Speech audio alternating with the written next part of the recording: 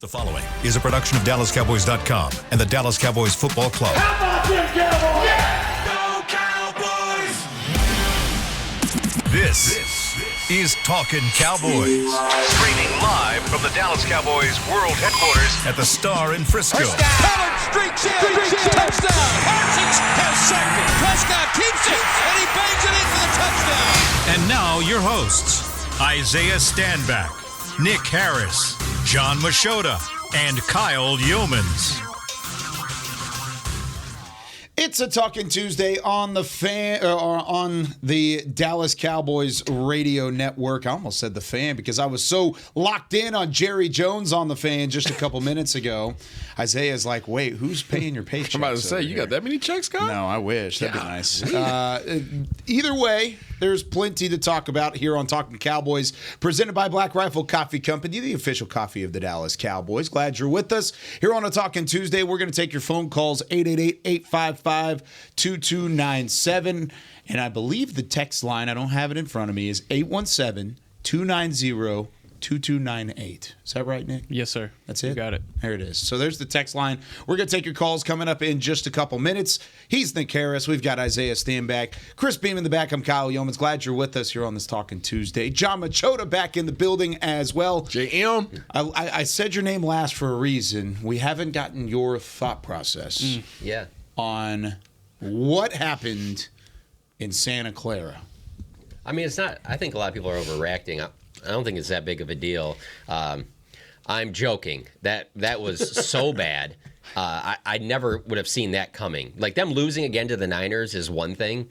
To be dominated like that, it just, I mean, there's just so many levels to the having 3 interceptions and 3 consecutive possessions, and it could have been more if they didn't put Cooper Rush in the game. I mean, there are just so many things about what happened in San Francisco that leaves you questioning everything. And it's, of course, Jerry said on the radio today, like, well, you're not going to play San Francisco every week. No, you're not. But if you're that far away from San Francisco and you look at the rest of this schedule, which is not easy, I don't know how, like, that was one of the things I was doing after the game was over. So I'm looking at the rest of the schedule and I'm going, like, I don't see them getting back to 12 wins. Yeah. And getting back to double-digit wins is not going to be an easy thing. I mean, this is a tough schedule that they have remaining. I mean, of course, their teams can suffer injuries, and all of a sudden a team that looked tough isn't whatever. Well, that could also be your team that happens to. Yeah. So, I mean, it was, to me, it's the worst loss that they've had since I've covered the team. The only one that would even be in the conversation is probably maybe, I would say, that Denver loss in 2017 because they were coming off of that big 2016. But I still don't. I factor in what the expectation is, what you are as a team, and where I had you projected to go. And there's no business laying an egg like that. I'm sorry, that you just cannot have that type of a performance when you finally have that starting 5 offensive line. You are relatively healthy. I mean, they lose Leighton Vander Esch late in that game, but other than Trayvon Diggs and DeMarvion Overshown, you have everybody that you want out there. And to put out that product, I tweeted out I think it was during the third quarter, this is so bad because there's just nothing else like that I even had to say. Like, there's not breaking any little thing down. There's nothing that was great in that game. No. And I mean, I think San Francisco is the best team in the league right now, but they should not be that far ahead. I don't care where you're playing the game to beat the Cowboys the way they did in that game. And so, because of that, man, there are a lot of questions going forward, and it's tough to put them in that same group right now with those top teams, especially coming off of that Arizona loss where you're like, oh, I thought that was the wake-up call. Well, that was. Then what is this thing? Yeah. Anything changed now that you've gotten an extra night's sleep over it, Nick, just based off of what you said yesterday? Yeah, definitely not. Definitely not. It's still pretty rough. Looking at it from even having an extra day to look at it, look at the film, even try to find some bright spots. One bright spot that I was able to find was Deron Bland. I thought he had a really strong game on Sunday night. I thought Tyler Smith did well in the trenches for the most part. Jonathan Hankins, I'd like to give some Jonathan Hankins for sure. But man, aside from that, it was a rough outing. It's funny that you mentioned you were looking at the schedule afterward. That's kind of an exercise I do typically after a game, just to kind of see the entire body of work that they put on the table and compare it to what they have left. I came out of it thinking they'll go 9-8. looking at the remaining schedule. I mean, after this, you got Chargers, Rams, Philly, and you got to go to Buffalo, got to go to Miami later in the season. You got Detroit. I mean, there's not a layup really down the stretch. The other thing I will say that was a little concerning thinking about it after the game is in Dak Prescott's last 8 games, he's had what I believe are his 3 worst performances in his 8 years as Cowboys quarterback. That's the Washington game to end last season. Yep. That's at San Francisco in the playoffs, and then it's that game that he just had Sunday night. And that's not a great trend to have for your franchise quarterback, but also one that has been your franchise quarterback for so long. Yeah, that's not a good sign by any stretch of the imagination. You kind of chuckled a little bit at the back end of that. What's going through your head? In my head, I just laugh because it's like, the good news is you only play Philly twice. Yeah. No, I mean, Potentially 3.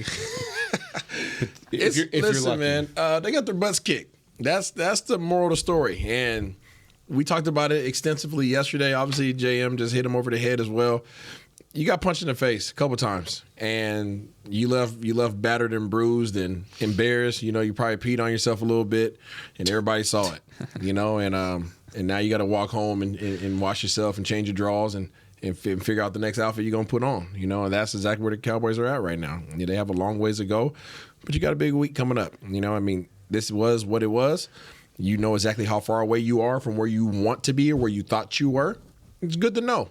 It's good to know. We got work to do. Can we improve? Absolutely, we can improve. Can we make the corrections? Absolutely, we can make the corrections.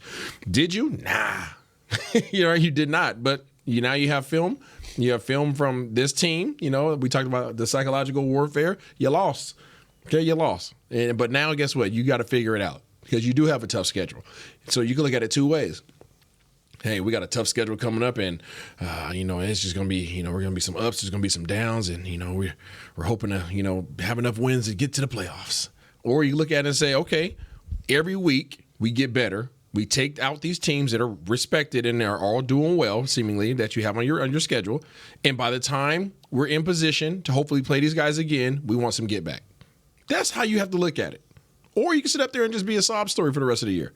But competitively, you got your butt kicked. Cool. All right. I got beat up. Cool. Next time I see this bully, I'm going to have some more stuff for him. Right. But I can't talk about it. He has every right to talk about it. He has every right to wear the T-shirts and show whatever you want to Dallas.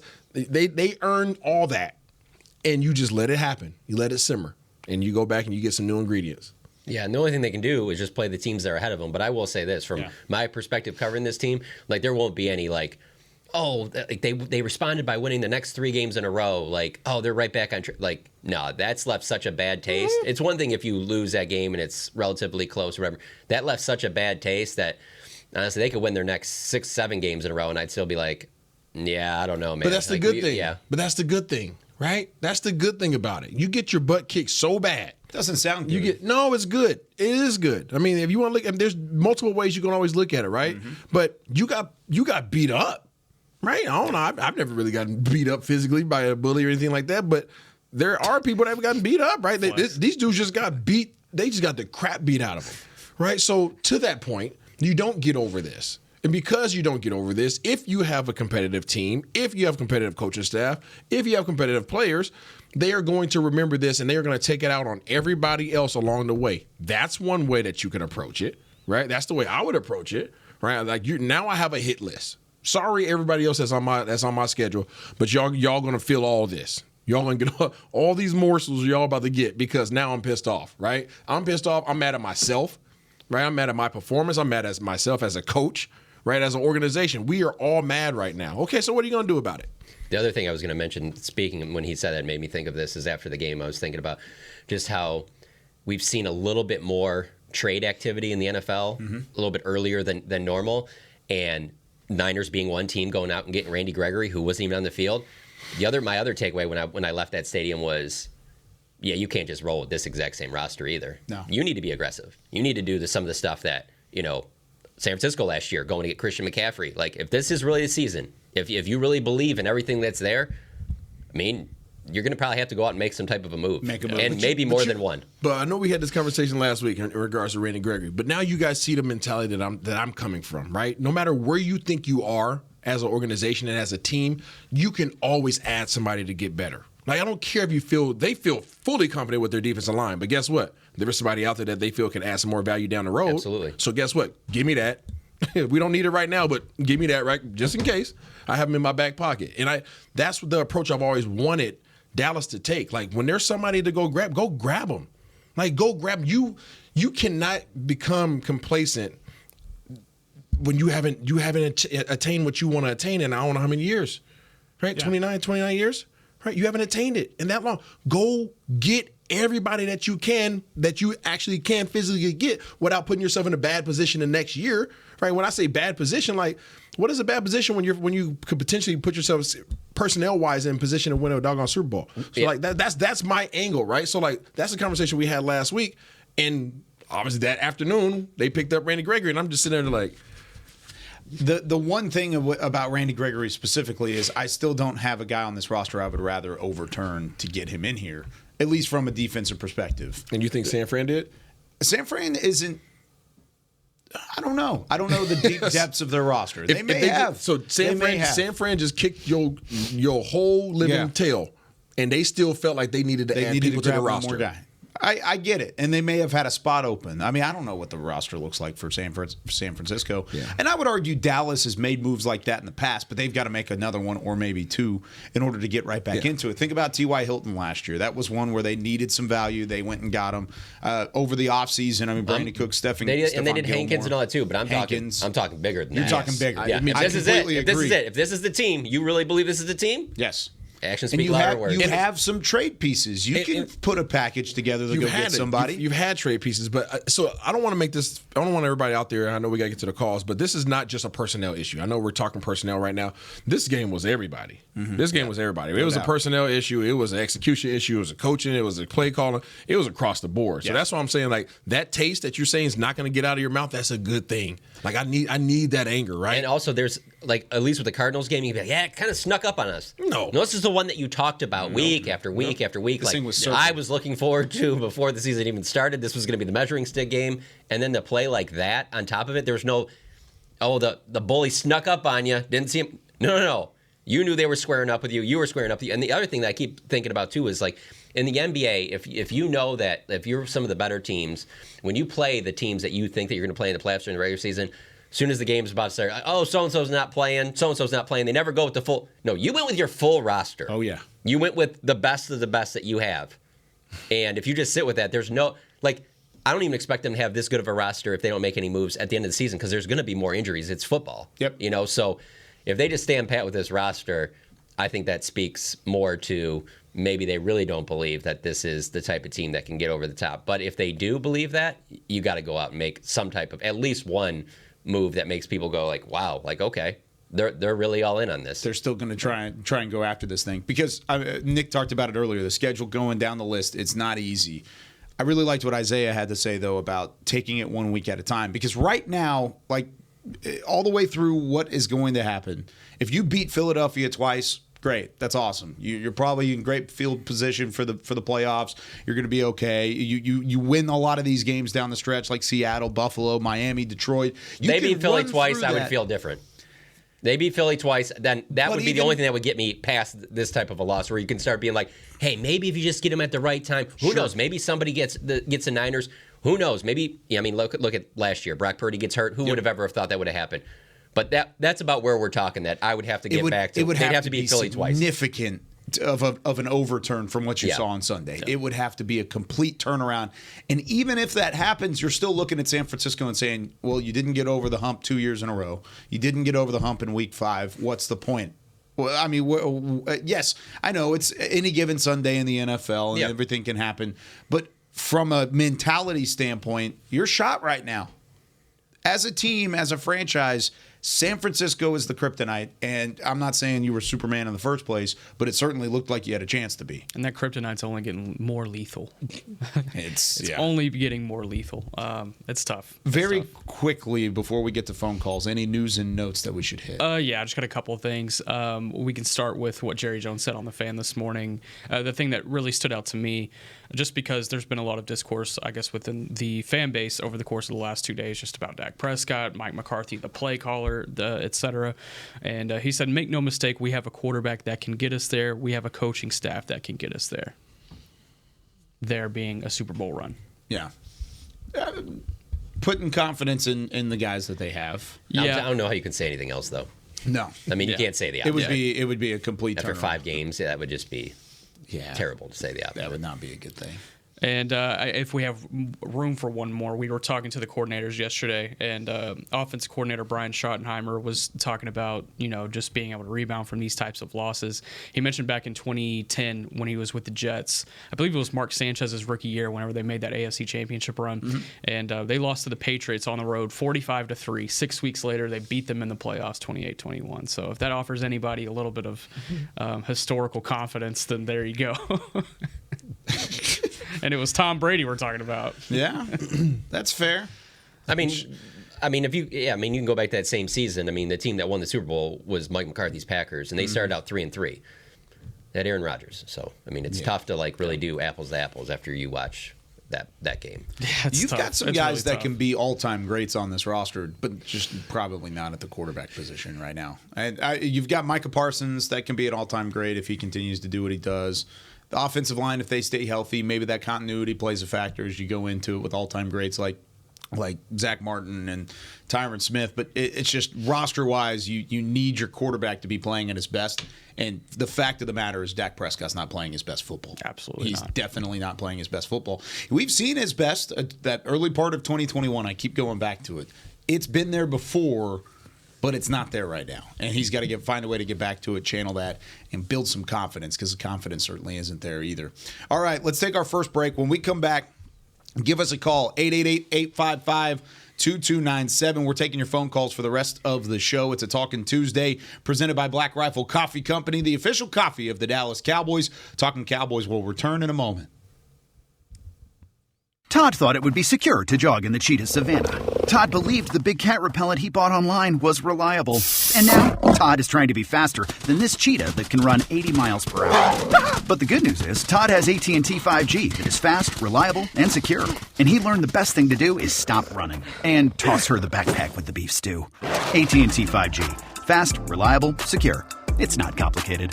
5G requires compatible plan and device. 5G may not be available in your area. See att.com/5G for you for details. Black Rifle Coffee Company serves premium coffee to people who love America. When you drink Black Rifle coffee, you are directly supporting veterans, law enforcement, and first responders in your community. Black Rifle's expert roasters love coffee almost as much as Texas loves football, so it makes sense that America's Coffee partnered with America's team.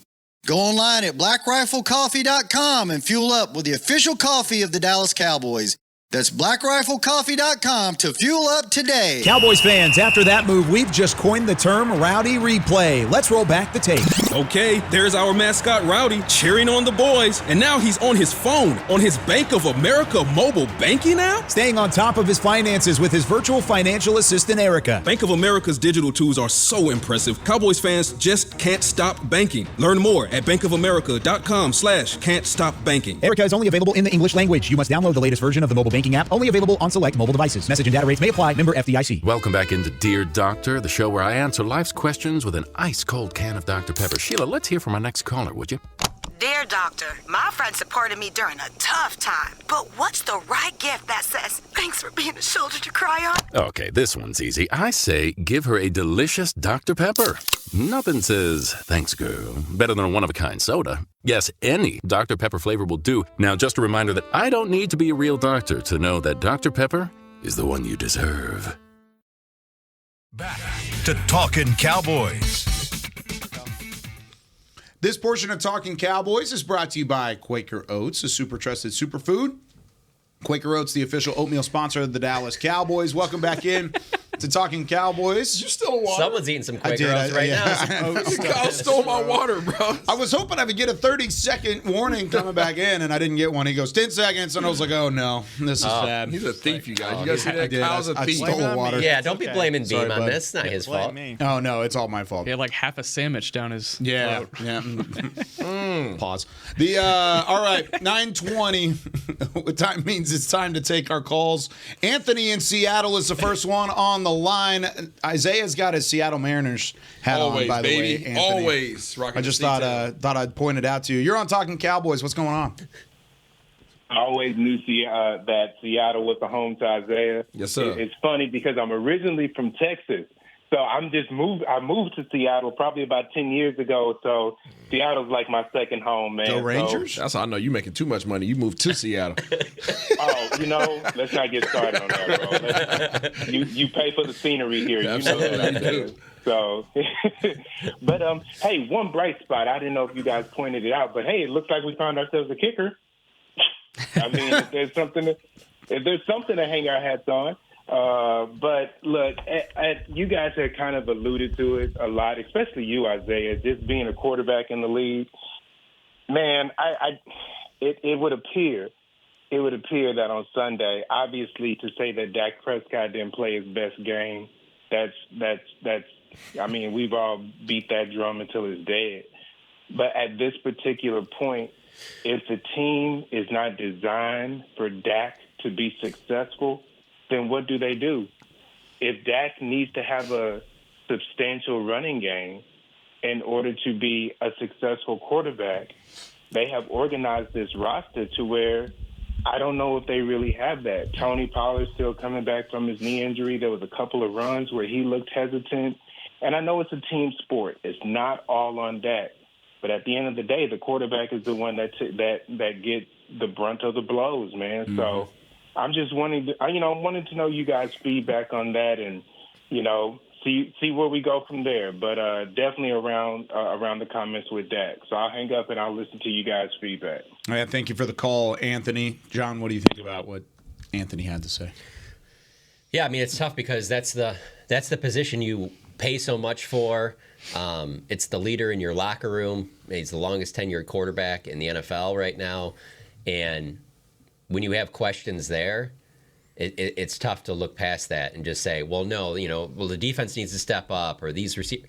I mean, because again, like you're not just trying to make the playoffs. You're trying to win a Super Bowl. Yeah. And there's just not enough that you've seen, especially lately, that makes you think like, oh, no, that everything's here that they can get in the playoffs and then win 3 tough games in a row to get to the postseason. Possibly on the road, depending on what you do in the regular season. Yeah, it's most likely. The other thing that's so tough for me to understand about it, too, is that while I said that he's played 3 of his worst games in the last 8, he also probably played his best with that Tampa Bay game. And so that's the other one that kind of throws you off. Because when you see that, you're kind of thinking like, okay, can he have a couple of games like this in the postseason? I don't know, man. It's tough, but yeah, that was one of my biggest takeaways. I agree with the caller. I mean, that was one of my biggest takeaways when I was leaving the stadium. I have a friend who's a Falcons fan, and he reminds me quite a bit that he's a Falcons fan, especially when the Cowboys lose. That poor man. He sent me a text on Sunday night, like right as we were boarding the plane, and it's side by side Desmond Ridder and Dak Prescott in 2023. Desmond Ridder, 1,073 yards, 4 touchdowns, 3 interceptions. Dak Prescott, 1,061 yards, 5 touchdowns, 4 interceptions. And just looking at that side by side, I was like, man, just because of all of the criticism that Desmond Ridder has been getting in Atlanta, and it's tough looking at that side by side. Dak has had a horrible start to the season. He's averaging 212 yards per game. And I know you're not a stats guy, Isaiah, but the stats kind of tell the story on that one. The offense is not producing, and I think it starts up top with Dak. I'm going to say it starts with McCarthy. I know the call was in reference to Dak. It starts with McCarthy. He could be doing much better in terms of his play calling. I don't have a problem with the concepts. I have a problem with what the concepts are being ran out of formation-wise. Guys are just going out there and lining up. There's no shifts. There's no motions. There's nothing that's going to make the defense second-guess what they're doing or makes up their responsibility. So I have no problem with the West Coast. I have a problem with the West Coast being utilized the way which it is being utilized. I also have a problem with your biggest weapons. I like now. I'm going to go ahead and trademark Clear Out Cooks. It's Clear Out Cooks. That's his name right now because that's what he runs. Is Clear Out Routes. And it's unfortunate. I hate that, man. And I really do. The more you watch it on film, too, the more apparent it becomes. Yeah, we broke it down last week. The all 22, it is frustrating. We did to watch. on Film Room. Was it Film Room we did last week? Film Room last week, we broke down how Brandon Cooks is clearing guys out. So you have your best route runner not being utilized properly. And it's a ticking time bomb. I don't want to project. Another week like this, Brandon Cooks, the mild temper, Amari Cooper-ish type guy in terms of being cool, calm, and collected. He's probably going to blow up here in a bit. I'm just telling you, if you don't get him the right, he's probably going to blow up because you're messing with his career now. Yeah. 1,000 yards, 6 times over, right? Mm-hmm. 7, I believe. Is it 7? Six. Is it 6? Yeah. 6. Okay. So 6 times over, 1,000 yards, and he's not going to scratch that at this pace. Yeah, absolutely. And he's a clear out. CD's a clear out on half the routes, and you're feeding the tight ends. It feels, I'm just telling you, the frustrations that I experienced amongst my receiver group when I was here in Dallas, when we had Jason Garrett as the OC, right? Coach Phillips was the head coach. And Dak was, not Dak, but Witt was eating a lot, right? He was getting Romo and Witt. Well, the reason why is because very similar things are happening with this offense right now. A lot of clear outs on the outside, and you're trying to vacate your tight ends on their inside out routes or corner routes. That's what's taking place. That's predominantly what's going on. And it's really unfortunate from that regard. The second standpoint is the receivers, they're not getting, when they do have man coverage, they're not really freeing themselves up. So they have to do better. The receivers have to do better, but the receivers. Can I ask you one quick question about that, though? When you're not getting the ball. Yep. And you're running, let's just say, crisp route, just beating your guy and stuff like that. I understand that you're a professional athlete, and so you're mentally tough and all that, but I just feel like it's got to get in your discouraged. Psyche. Like, all right, I'll run this again. Absolutely. I know this play is never coming to me, but here we go. Absolutely. I will do my best. And that's what I was just about to hit on, right? They're getting discouraged. So when they do get man-to-man, it doesn't sound good, but to your point, you're like, right? Dak's not reading coverages correctly. I don't know how many times. I had a question about that on the text line 260. Kevin from Fort Wayne, Indiana says, Isaiah talked about Dak not reading coverages correctly. Why not? He's 8 years in. Shouldn't that be locked down by now? I can't tell you why. And Kyle's tired of me saying it when we're watching the games. For 4 years straight now. I do get on to Isaiah. 4 years straight now. I'm like, because everyone's got their own strengths. Stop it. Some players Stop have that. No, some players don't. John, listen. I can deal with bad balls at times. I can deal with bad play, right? Inconsistent. That's part of playing. Those things just happen, right? I'm gonna have my good games. I'm gonna have my bad games. I'm gonna have 400 yards pass, and I'm gonna have 200 yards pass. Those things fluctuate. Bad decisions. There's nothing that anybody else can do but Dak to make better decisions. When you're throwing slants into cover 2, when you're trying to throw slants versus press inside man, when you're throwing flat routes to Tony Pollard into cover 2 corners, you're not seeing the field. So like I said last year, and I'm just calling it what I see on film, you're either not seeing coverages and not comprehending what you're seeing and choosing the right side.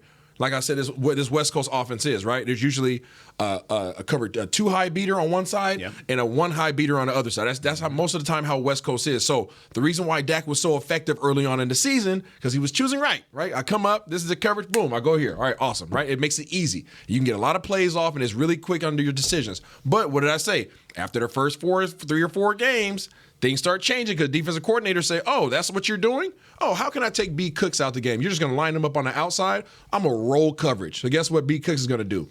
Clear out, right? Okay, now I know Dak is wanting to really get the ball to these guys over here. Well, let's go ahead and just press up over here. He can't get it over there. He's still going to try to force it. So it's just the decision-making and the adjustments, right? So that's why I say McCarthy and Dak go hand in hand. McCarthy has to do a better job of mixing things up. You never know what San Fran's doing. You never know. Nope. They're motioning, they're shifting, they're putting their guys, they're doing Canadian type shifts. You just don't know, right? They're overloading zones. If you do want to play zone, so what? I'm going to split your safety this way, I'm going to split your safety this way, I'm going to run a guy underneath. I'm going to pull this linebacker out. They know what you're doing and they have an answer for it.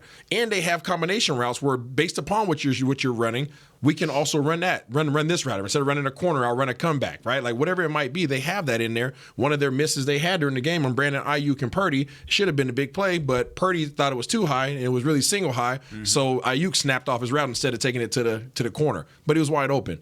But there's a lot of that going on, and it's frustrating for me because they aren't complicated. There are teams that you watch, and you're like, man, I told God, I really can't tell. I think it was Arizona. It was Arizona. I was like, man, they do a great job of disguising their coverages, and like it's hard to tell what they're running. It really is hard to tell what they're running. But this San Fran is simple. It's simple, but I'm saying like you're either not seeing the coverages or you're complete disregard for what the responsibilities are. You're like, you know what? I don't care. These rules don't apply to me. I don't know which one it is. My question for you then is, if this has been a prolonging issue with Dak, then how is he able to get away with it in 2020, 2021? He's a great guy. I'm just being real with you. I find that hard to believe because, like, even if they move on from him, he's starting in the NFL for another team. Like, there's not a lot of quarterbacks in this world. Yeah, that's just the reality. That's why all the rules are predicated on protecting the quarterback because there's just not a lot of them out there. Yeah. Right? There just aren't. People aren't developing quarterbacks the way they used to. So when you do get somebody who's capable, which Dak is capable, right? And Dak can be effective to the point of the caller, right? If you run the ball and you can do play action, Dak's one of the most dangerous quarterbacks in the league. Mm-hmm. I've said that 1,000 times. If he has a running game and you have a running game, right? I know the stat line shows different, but you have to at least threaten me with the run, right? In order for me to respect it. If you want my linebackers to come up and you be able to hit your tight ends, if you want your safeties to have to come down from too high and roll down to a single high, like you have to actually try to run the ball. And there's nobody that's really stopped you from running the ball except for yourself. You get out of it and you start passing. And you line your receivers up on the outside, CD's on the outside, Cooks is on the outside. I'm going to throw the ball to Fergie. I'm going to throw the ball to Schoonmaker. Like you're not being creative enough. Yeah. You don't have to change your plays. Just change how it looks.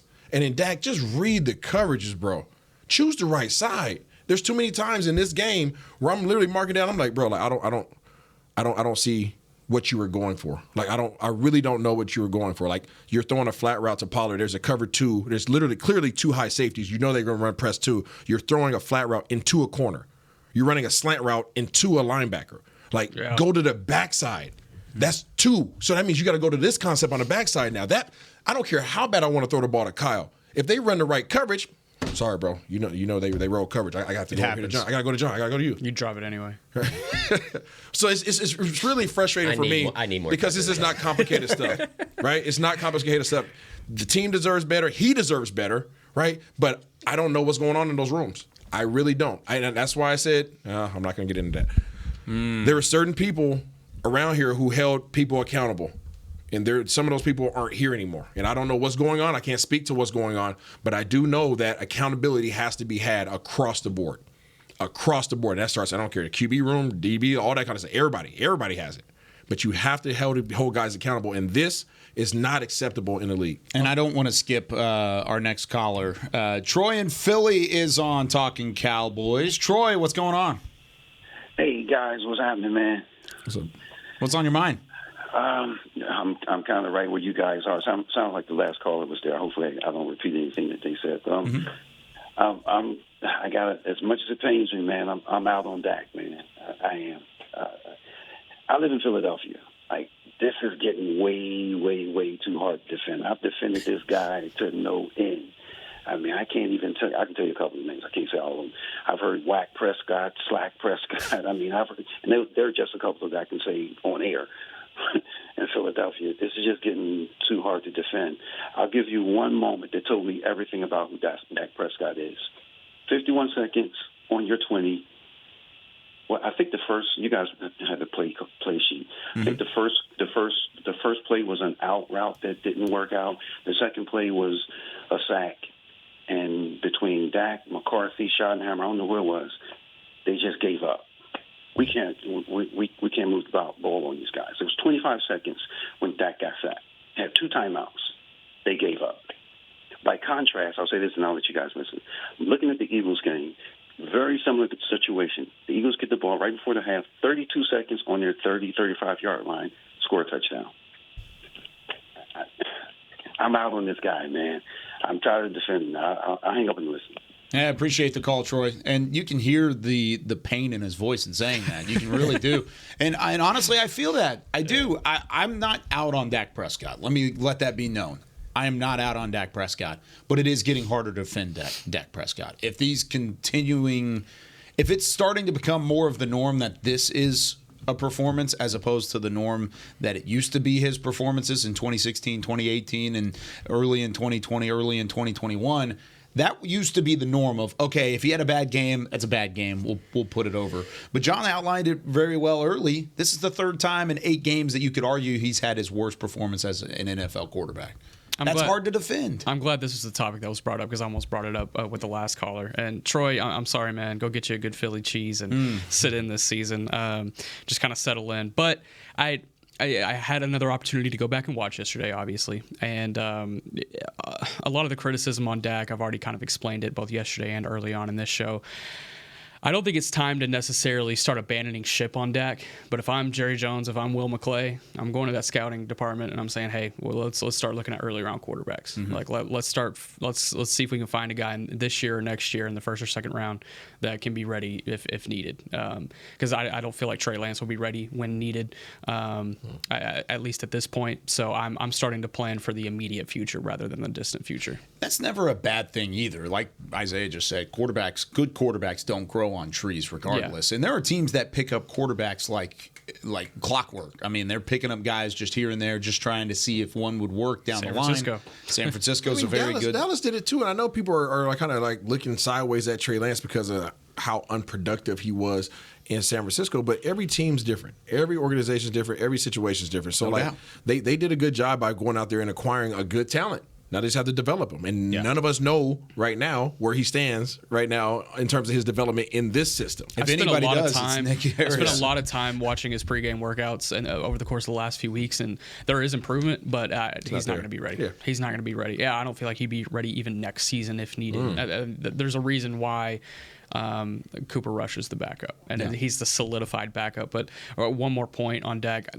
To your point, I've always been a Dak defender, and to Troy's point, I've always defended him. I think since the day he stepped on the field in 2016 preseason, it's like, man, I think he's built for this. But it is becoming harder to defend him. I can kind of feel my mindset starting to shift a little bit. It's tough. The issue that I have with the Lance thing has nothing to do with Trey Lance. It just has to do with history. And there just isn't those top 5, top 10 type quarterbacks that don't work out with the team that they're on, go to another team and have success. I mean, there just isn't. And especially if we're comparing it to Dak, to then go on and having a success that's even comparable to Dak Prescott. I'm talking about just even being like good or solid, much less being to a level where, oh no, this is the franchise quarterback. He's going to be one of the highest paid amongst. But with the 49ers thing, and then you saying about how difficult it is to find a quarterback. I mean, look at it's not like the Eagles and Niners, the 2 best teams in the NFC, have just found like the secret sauce. You swing and miss, but you got to you got to at least swing the bat. Yeah, you got to swing the bat. I mean, you look over to New York. They're paying their guy $40 million to do what he's doing. I mean, so like people are desperate. Yeah, at that position, desperation. Kids, get outside and start throwing seriously. That football. Throw the doggone ball around, or kick it. One of the two. Yeah, one of the two. Yeah, there's not 32 of them on this planet. You can be an offensive lineman too if you want. I mean, that's just a thought process. All right, I want to take our second break. Yeah, I don't know about that. I want to take our second break. When we come back, we have a caller that's on the line. He owns my favorite call in Talkin Cowboys history. And I'm gonna give him the floor because he's fantastic. I'll give that call whenever we come right back with more Talkin Cowboys right after this. They say champions are remembered, but legends are never forgotten. United Ag & Turf offers a winning lineup of John Deere equipment built to tackle any challenge on and off the field. Legendary John Deere tractors, combines, residential mowers, commercial mowers, compact construction equipment, Gator utility vehicles, and a full line of golf and sports turf equipment. United Ag & Turf, the official Ag & Turf equipment supplier of the Dallas Cowboys. Visit UnitedAgAndTurf.com to find a location near you. Are you ready to take coffee off your grocery list forever? Black Rifle Coffee Club is here to help. As a coffee club member, you'll get your favorite coffees roasted, packaged, and shipped to your door free of charge on your preferred schedule. Set it, forget it, and never run low on coffee again. Members also get exclusive deals on coffee, products, and discounts from partner brands. Ease your mind and let Black Rifle worry about your coffee supply. Go to blackriflecoffee.com to join the coffee club today. It's the official men's skincare brand of the Dallas Cowboys, Jack Black. And right now, Cowboys fans can get 15% off their $75 order. Plus, because every deal needs a playmaker, your order will include a free 5-piece skincare set and free shipping. The Jack Black Playmaker is 4 of Jack's favorites and a full-sized intense therapy lip balm. Make a play for the Playmaker at getjackblack.com/Cowboys with the code CowboysVIP. That's getjackblack.com/Cowboys with the code CowboysVIP. Todd thought it would be secure to jog in the cheetah savanna. Todd believed the big cat repellent he bought online was reliable. And now, Todd is trying to be faster than this cheetah that can run 80 miles per hour. But the good news is, Todd has AT&T 5G that is fast, reliable, and secure. And he learned the best thing to do is stop running and toss her the backpack with the beef stew. AT&T 5G. Fast, reliable, secure. It's not complicated. 5G requires compatible plan and device. 5G may not be available in your area. See att.com/5G for you for details. Back to Talkin Cowboys. This segment is brought to you by Invisalign, the official smile of the Dallas Cowboys. It's also brought to you by the Dallas Cowboys Fan of the Year, presented by Captain Morgan. Alongside Isaiah Stanback, John Machota, Nick Harris, Chris Beam in the back, I'm Kyle Yeomans. All right. Last year, going into the wild card round, we got a phone call. It was from Jeff in Upper Marlboro, Maryland. I can't say that. I can't say that either. But Jeff in Maryland, and he presented a show some faith plea to Dak Prescott. Jeff is, I believe, a pastor. I'll get the clarification here in a second. Jeff, are you a pastor in Maryland? Yes, Kyle. Yes, sir. Definitely a pastor's voice right there. Oh, it's fantastic. It was my favorite call of all time since I took over the show back in 2020. I mean, Jeff, what you got this week? Because the show some faith, it needs to be said again. I think from some point along the way, because there's a lot of people doubting this football team. Well, yeah, I understand why they would be doing that. I mean, I'm looking at the game myself, very disappointed. However, everybody's covered that part. I know the time is short, so what I want to say is these guys need to be rebuilt from the inside out because their heads are going to be really filled with more and more doubt coming from everywhere, maybe even within their own locker room, because they need to, from my perspective, they need to reconnect with the one that made them in the first place to have these skills, to have these gifts, and to have confidence that he has created them to play at a high level. If they're playing down to everybody else and playing under fear, they can't really rely on the fact that God has made them each unique and very effective in their positions. So when they start losing sight of that, they'll play at a low level, and we'll see what we saw, okay? We'll see what we saw. If I had a chance and I could, I don't know, I have a book that I wrote that may help them if they could reconnect with God, who made them to be these very powerful, gifted players. And when you have that, when I talked to you last year, I talked about David. How did David go into the fight with Goliath? He didn't go in there without God. He went in there with God, and God helped him overcome a giant. We're kind of like at that place again. Does that make sense? Mm-hmm. Definitely does, Jeff. Thank you for the call, as always. And Jeff even was at the Star last week. And he sounds like my father-in-law. I love it, man. I love it. Jeff, he always does a great job. Absolutely. And I mean, there's a lot of things to unpack there for the most part. And I think basically the individuality of this team is going to get in the way if they don't start coming together and playing as a team. Mm-hmm. That's one thing that Jeff kind of pointed out there is take your individual gifts, use it in the right way. Brandon Cooks, CeeDee Lamb were the first ones that came to mind in that regard, both of which are frustrated at the moment. But it still comes back down to Dak Prescott and what he's able to do. But appreciate the call, Jeff. We have one more call before we get out of here. Sam in Philly is on the line. Sam, what's going on today? Hey, how you guys doing? I'll try to be quick if I can, but I don't know if I can with this. Sounds disappointing already. So my thing with Dak is, like, he was drafted in the 4th round. He was, like, I don't know why everybody's surprised that he's not a good passer in the pocket. Like, his thing was his legs. He used his legs, and like, that's how he got to the NFL. Well, he snapped his ankle. He doesn't do that anymore. So it's going to be tough to get what you want to get out of Dak. My thing is, you got 8 years with the guy, dude. Like, how long are you going to wait? Like, they need to start looking for a new quarterback. I know it's not really possible right now, so you kind of got, 2 years left with this dude. But I would seriously start looking for a new quarterback, and I'd have to be drunk to do this. Just hear me out. I would think about trading Parsons to whoever has the first pick in the draft and getting the best quarterback in the draft. I'll hang up and listen to you guys. You want to address it, Isaiah? Thanks for the call. Sam is his name. Mr. Sam, I do not agree with your sentiments on a number of reasons. I'm not abandoning ship on Dak. What I am saying about Dak is know what you have. Be realistic about what you have. And that's what you have to do at every position, okay? Yeah. Know who you have and know what they're capable of. Know where they're struggling at and address them where they are. Including Micah Parsons. So, Dak, coach him up. Coach him up. Professionals need coaching too. That's why there's 1,000 coaches on every coaching staff. Coach him up, right? Like get him coached up on understand not only just the comprehension of coverages. I don't think that he doesn't know what these coverages are. He knows these coverages. Yeah. But the decision making. Okay? Run him through simulators. I don't care what you gotta do, right? But program him to make the proper decisions. Dak doesn't have a problem throwing the ball. He can throw the ball. That ankle is not bothering him anymore. He can be as accurate as you can be when necessary, okay? But, put him in a situation to be successful. And then on the Micah thing, did you drink? I know he said he has to be drunk to do this, but yeah, had a couple. You need to check out Miller Caleb Lights. Williams.